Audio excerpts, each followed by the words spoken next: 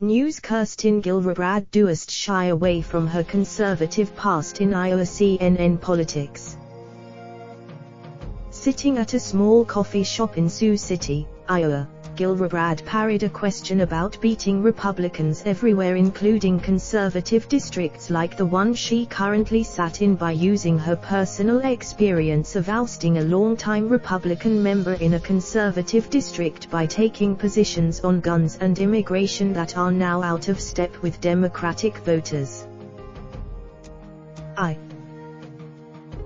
Democrats seized control of the House for the first time in more than a decade in 2006, helped by a slate of moderate and conservative candidates and opposition to the Iraq War.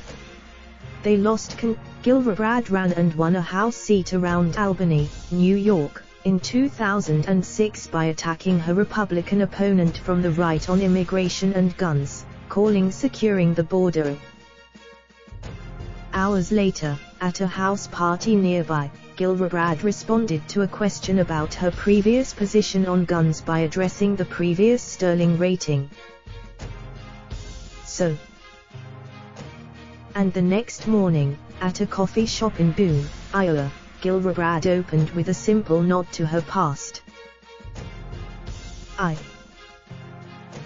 Gillibrand's conservative record is one of the key criticisms her nascent candidacy receives from the left, but it shows how the 2020 candidate's early strategy is to face up to questions about her record, not run away from them, believing that embracing her story and evolution on issues like guns and immigration could win plaudits from caucus goers here in Iowa and convince them that she could win a general election against President Donald Trump by appealing to a spectrum of voters.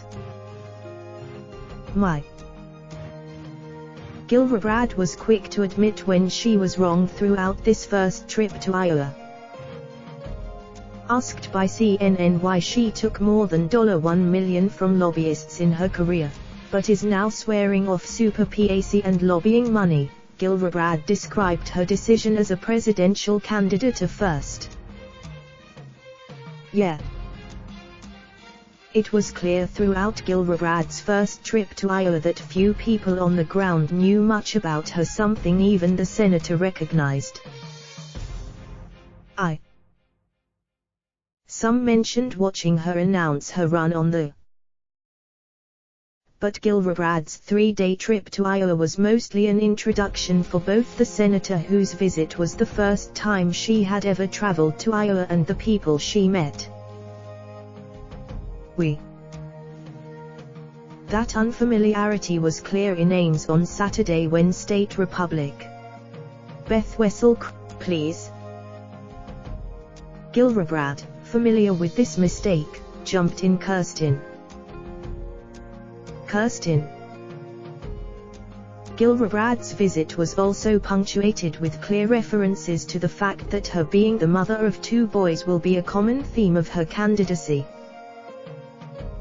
When she was asked about being the first Democratic senator to call for Senator Al Franken to resign, she returned to her sons in lighter moments, too. During a walking tour of Des Moines, Gillibrand agonized over what witty t-shirts to buy her 2 sons at Ray Gun, an iconic t-shirt and apparel store in the city's hip East Village.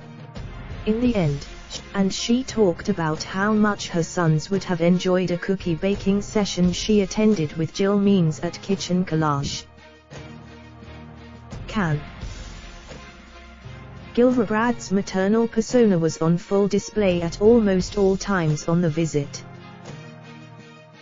When a tripod fell at a coffee shop, Gillibrand stopped her conversation to ask if anyone had fallen and hurt themselves. And at one point, Gillibrand is likely to be one of a handful of women running for president this election.